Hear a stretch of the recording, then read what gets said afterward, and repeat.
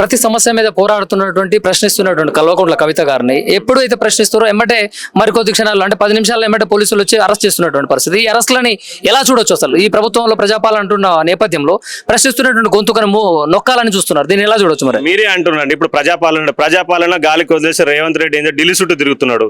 దాదాపు మన చూసిన నేను పేపర్లో హాఫ్ సెంచరీ కొట్టినట్ట ఢిల్లీకి. ఎవరన్నా కనీసము తెలంగాణ ప్రజలకు జీతగాడయండి, మోడీ గారికి జీతగాడైండ్రా, రాహుల్ గాంధీకి జీతగాడైందా? కనీసం తెలంగాణ ప్రజల గురించి ఏ రోజైనా ఆలోచన చేసిండా? మేమేం చెప్తున్నాం, ఆయన కేసులకు ఎవరు భయపడేది లేదు. రేవంత్ రెడ్డిని మేము అసలు ఈక మీద చూస్తున్నాం. మాకు రేవంత్ రెడ్డి అంటాడు ఈకతో సమానం.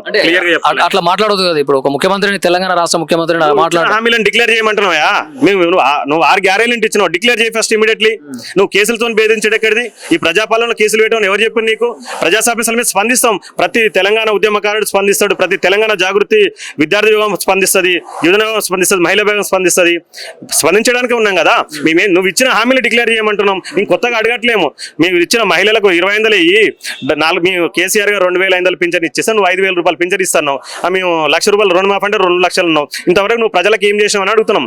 ఫ్రీ బస్ అని పెట్టేసి తెలంగాణ ఆడపరచలో పంచాయతీలు పెట్టినావు తప్ప నువ్వేం కొత్తగా చేసింది ఏం లేదు.